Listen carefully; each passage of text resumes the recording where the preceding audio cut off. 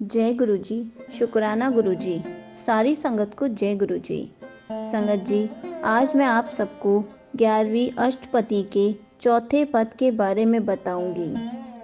गुरु साहिब जी इस पद में समझाते हैं कि यदि परमात्मा की भक्ति की जाए, यदि परमात्मा से मन को जोड़ा जाए तो वह क्या क्या प्राप्त करता है। खिन मह नीच कीट कौ राज, पार ब्रह्म गरीब निवाज। अर्थात परमात्मा तो गरीब निवाज है, वे तो रहम दिल है। हम कितने भी बिगड़े हुए हों, लेकिन हम जब परमात्मा से जुड़ते हैं तो वह चाहे तो एक छोटे से कीट को भी राज पर बिठा देता है। भाव, हमारी सोच बहुत नीचे गिर चुकी है, उसे परमात्मा दोबारा अपने दरबार तक ले जाता है, उनको ऊंचा कर देता है। तो संगत जी, यदि मन हुक्म को गुरु की वाणी द्वारा समझ जाए, यदि मन प्रभु गुणों से जुड़ जाए तो और क्या होता है। जा का दृष्ट कछु न आवे, तिस तत्काल दह दिस प्रगटावे। भाव, जो मन परमात्मा से जुड़ जाता है, जो उसकी हुक्म को मीठा करके मानता है, तो वह मन जिसमें पहले कोई गुण दिखाई नहीं देता था, जो विकारों के कारण मर रहा था, वे हर तरफ मशहूर हो जाता है। उसका नाम भक्तों में गिना जाता है। उसे प्रभु क्षण भर में तुरंत ही चारों दिशाओं में लोकप्रिय कर देता है। संगत जी, होता तो सब कुछ एक क्षण में है, पर इस क्षण तक आने में समय लगता है, इस पल तक आने में समय लगता है।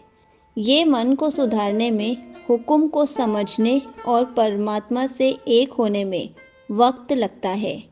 जब वह समय आता है, तब भक्त कुछ ही दिनों में लोकप्रिय हो जाता है।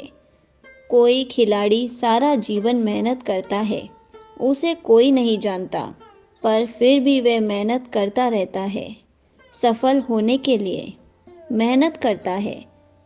पर जिस दिन वह खेलता है और जीतता है, मेडल लाता है, तो सारी दुनिया एक पल में उसे जान जाती है, वे लोकप्रिय हो जाता है। ये पल आने में बहुत मेहनत लगती है और इसे हमने लाना है।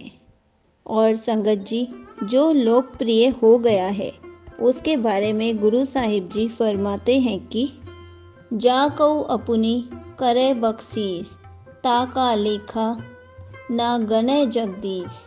भाव, जो भक्त बन गया, जो परमात्मा की नज़रों को भा गया, उसके पिछले कर्मों का हिसाब जगदीश स्वामी नहीं दे सकता। वे तो केवल मन को देखता है, जो अब बदल चुका है, जिसमें केवल प्रभु गुण है। गुरु साहिब जी फरमाते हैं कि विश्व का स्वामी जगदीश जिस पर अपनी कृपा दृष्टि कर देते हैं, वे उसके कर्मों का लेखा जोखा नहीं गिनता, और वह मन भी परमात्मा के रंग में रंग जाता है। और जो परमात्मा के प्रेम में रंगा है, उसकी सोच कैसी हो जाती है। गुरु साहिब जी फरमाते हैं कि जीव पिंड सब तिस की रास, घट घट पूरन भ्रम प्रगास।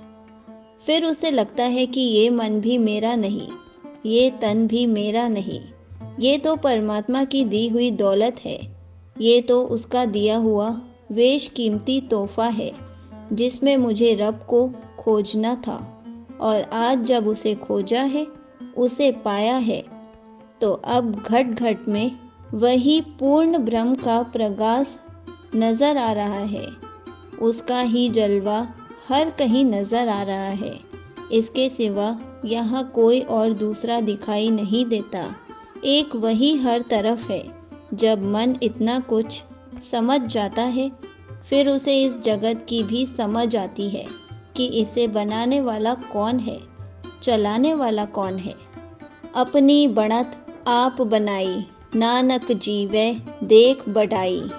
हे नानक, ये सृष्टि रचना उसने स्वयं ही रची है, वे खुद ही इसे बनाने वाला है, वे खुद ही इसकी देखभाल करने वाला है।